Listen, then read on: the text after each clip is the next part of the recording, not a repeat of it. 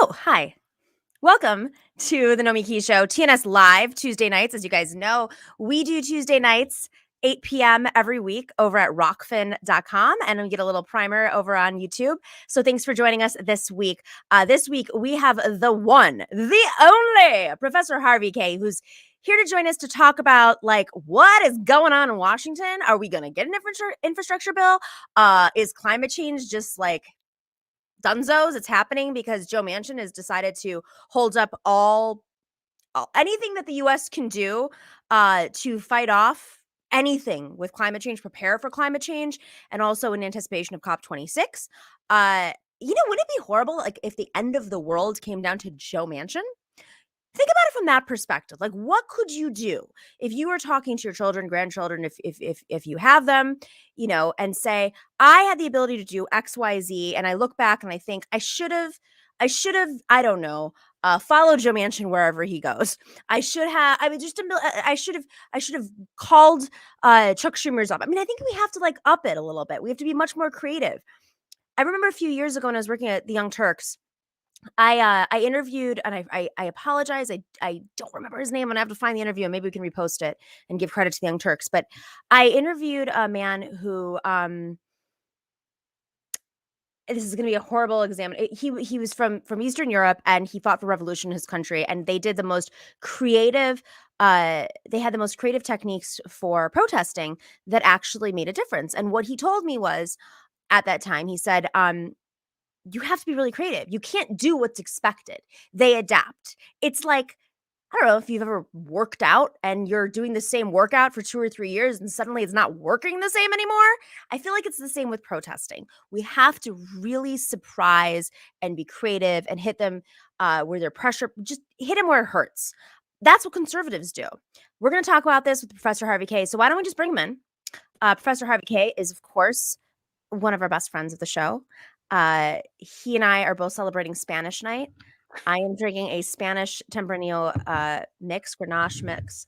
Oh, my dad got it. I don't even know what it is. It's Tempranillo, Syrah, Garnacha, and Cabernet. That is the mix. Wow. It's from Vino de España, Zaragoza. Okay, there you go. That's where it's from.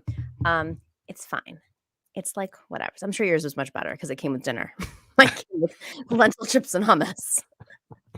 But Harvey K as well. Sorry, can I talk now? Professor Harvey K is the author of 9,000 books. Which one are we promoting today, Professor Harvey K? The Bible. The Bible. No, Take hold of our. That's what's behind you right now. Let's pull. Behind me is a book of my speeches and essays. Came out a year or so. It's great. It's almost 2 years, in fact. Take hold of our history. Make America radical again. It's very good. Highly recommend it. 0 books. Is that a 0 books? That one is 0 books. And a book that I want to quote from tonight, if I can, along the way, not regularly, but occasionally, is this FDR on democracy. Mm-hmm. Because what Biden and the Democrats have failed to do is to know anything about FDR and what he might well have done in these circumstances. Even if it wouldn't have worked, it would have had reverberations that would have worked eventually. So I have a theory, and before we get into Biden right away, I want to start off with one little thing that I discussed in the Majority Report today with Emma and Sam, and Matt, of course, too. And that was, we talked about India Walton, who won the Democratic primary in Buffalo, my hometown, where I grew up in Western New York. And, the Democratic chair of the party, the state party, Jay Jacobs, who was a recent Democratic chair. The previous one was the Byron Brown, who is now challenging India Walton to get his mayorship, to keep his mayorship. So I bring this up because there are all these silent voices, folks who are not willing to call Jacobs out for his comments. Basically, this like weird analogy to, well, why, I wouldn't endorse, David Duke from the Ku Klux Klan. Why would I endorse India Walton? It's like, those are not apples, not the same category. But also, he is the chair of the Democratic Party, and she won the nomination. So actually, you do have to endorse. That's literally in the rules of the Democratic Party. Aside from all that, folks are like, well, is it because of the power? Is it the real estate interest? Is this? It has nothing to do with that. It's actually a weak mayorship. It is it's a city that has a weakened mayor. It's the county executive that has all the power. It's the legislature that has all the power.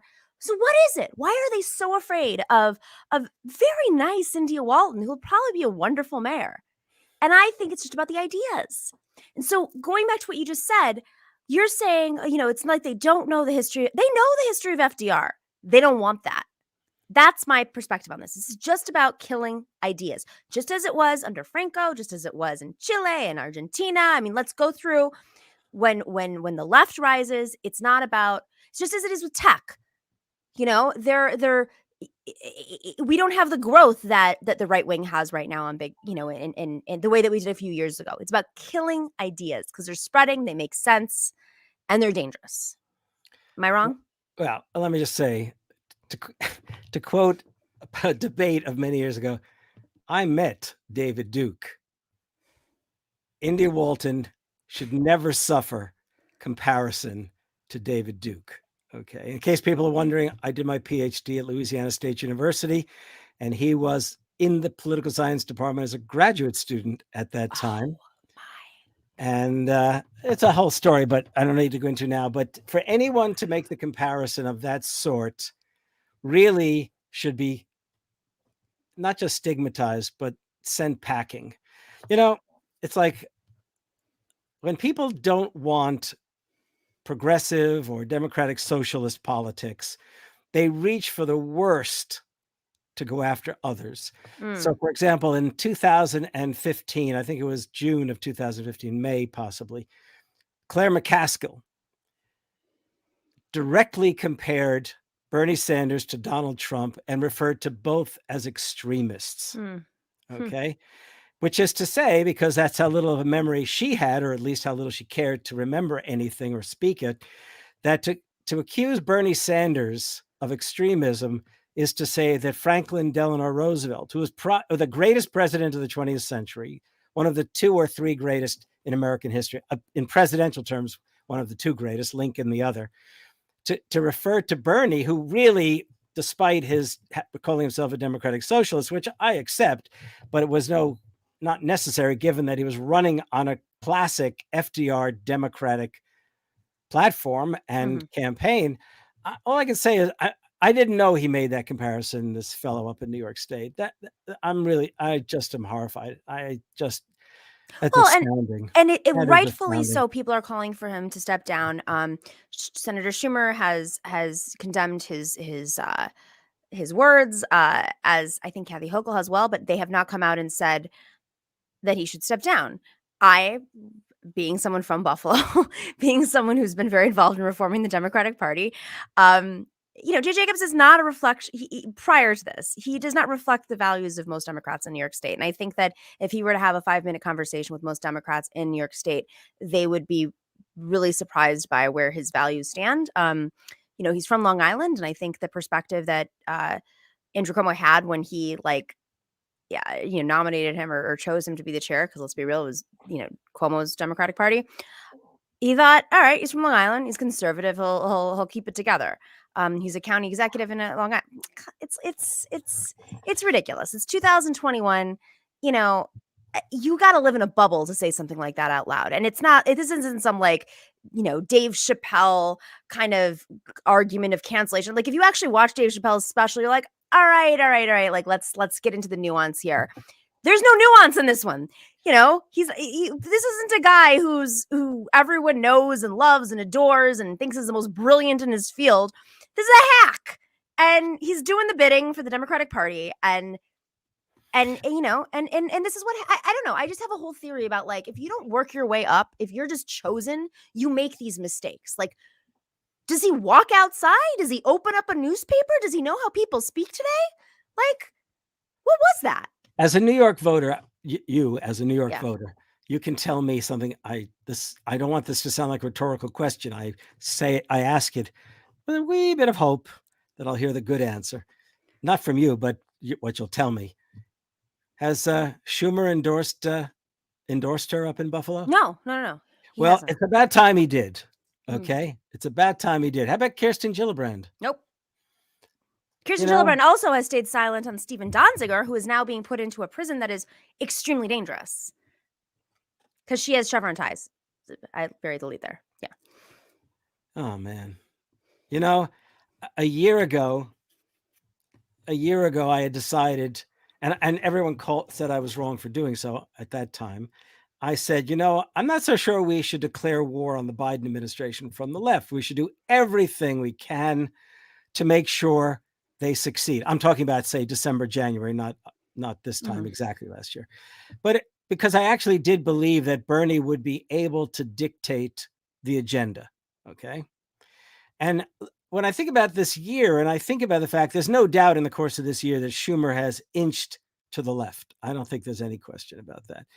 But it would be astounding and it would be so impressive on his part if he would just think carefully and come out and endorse her before Election Day. Okay. I mean, so it's silly, but I'll tweet, come on, Schumer, let's go. Endorse. What does he have to lose? That's what I want to know. I mean, just really, like, he's a very savvy politician. Yes, Think he about is. this. This is a weak mayorship. Byron Brown, like, it's 50-50. Like, they're really gonna have to organize, and they might do it, by the way. They might succeed, but it's not like Byron Brown is like the future of New York politics, and like if he loses, then oh god, like we don't have anybody for a generation. That's not who he is. Byron Brown, it's a weak mayorship, right? Other than an idea, why doesn't he just come out and say she earned it? Jesus. A few years ago, I'm losing track of the exact year, when the chair of the Democratic Party, DNC, opened up, he endorsed Keith Ellison. Do you remember that? Very few people do. He actually wait. Which, I'm sorry. Wait. Schumer endorsed. Schumer. I'm comparing. He came out in favor of basically Bernie's candidate, Keith Ellison from Minnesota. Correct. And it's striking that, if he was willing to do that, which I think he did, given that the party was going to shift, and he probably knew it, and he wanted to be up there in front, this would be the time to do just that. Endear himself to the very folks who are considering trying to get somebody from the left to primary him. Now, I don't think from the left they can beat him, but I sure as hell would like to see some leadership on his part inside the state of New York, merely to chastise someone for saying stupidities, nasty stupidities, is not enough. You got to come out and endorse the other person, the person who was attacked, because that's the person who should win for the sake of New York State's future. Yes. It's not also, it's also not who the Democrats are. So no, it's clearly not where we're going to go. I guess as we go through this conversation. So on that note, you got your little teaser, everybody. We're going to move over to Rokfin right now, rokfin.com/Nomiki, where we have the one and only Professor Harvey K here to talk about this damn bill and whether or not it's going to go through, whether or not we're all doomed in climate change. When I saw that news about Manchin being like, climate change, I could have picked a lot of things that have pissed a lot of people off, but climate change a week before COP26, now you're going to get the Queen of England calling you out.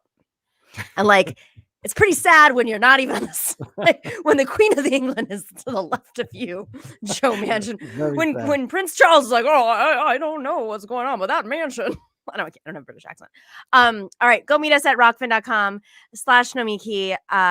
For those of you who don't know, Rokfin is a platform that gives content creators more ownership of their content and freedom. You're not dependent on the algorithm and showing up in a feed. Right? It's madness. It's madness out there in the tech space. So we have to diversify so we can survive. Let's just be real.